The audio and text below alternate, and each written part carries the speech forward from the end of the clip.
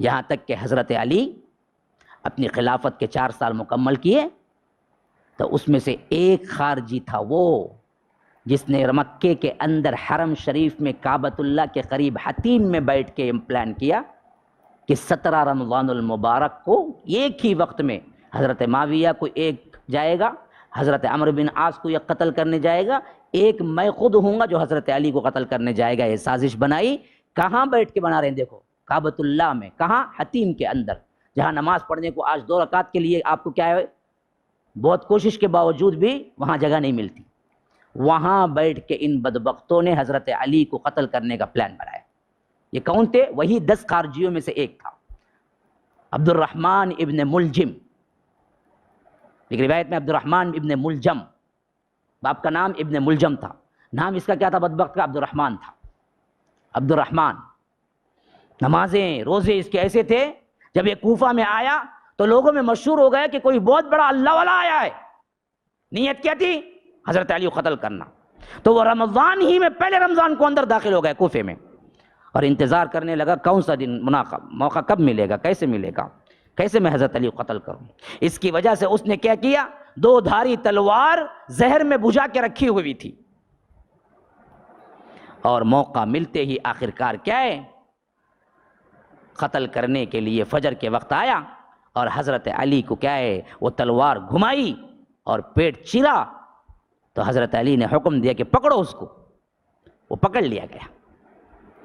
کہا کہ دیکھو، اپنے بیٹے حسن سے کہا اگر میں اس زخم سے مر جاؤں تو قصاص میں اس کو قتل کر دینا، اگر میں اس زخم سے زندہ بچ جاؤں گا تو میں خود فیصلہ کروں گا اس کے ساتھ کیا کرنا ہے۔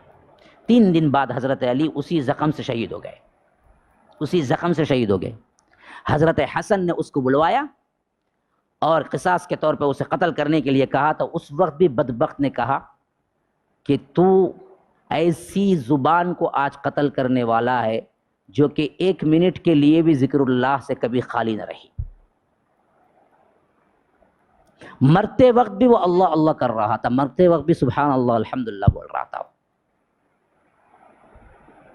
تہجد گزار تھا، روزے دار تھا، عبادت ایسی تھی کہ کہا کہ جب تو اسے قتل کرے گا تبھی یہ زبان بند ہوگی اللہ کے ذکر سے، تب تک یہ زبان چلتی رہی ہے۔ فائدہ کیا ملا؟ جس نے حضرت علی کو قتل کیا اللہ تعالیٰ چھوڑ دے گا اسے، جس نے حضرت علی پر کفر کا فتویٰ لگایا وہ کافر نہیں ہو گیا۔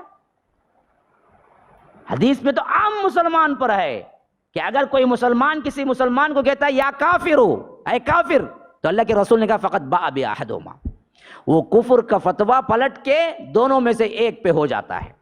جسے اس نے پکارا وہ حقیقتاً کافر ہے تو وہ کافر ہے، اگر جس کو وہ مسلمان تھا اس کو کہہ کے اس نے پکارا یا کافر، تو ایک مسلمان کو کافر کہنے کے پاداش میں وہ کافر بن جاتا ہے جس نے کافر پکارا۔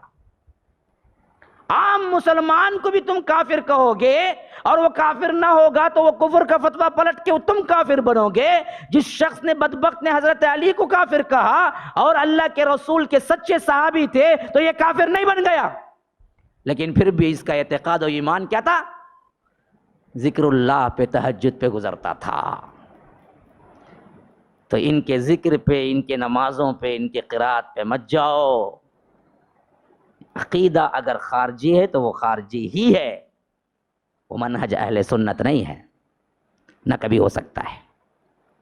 تو یاد رکھو مسلمانوں، اس واسطے اسے لگانا ہے تو ان 2 نشانیوں سے پتہ لگانا ہے۔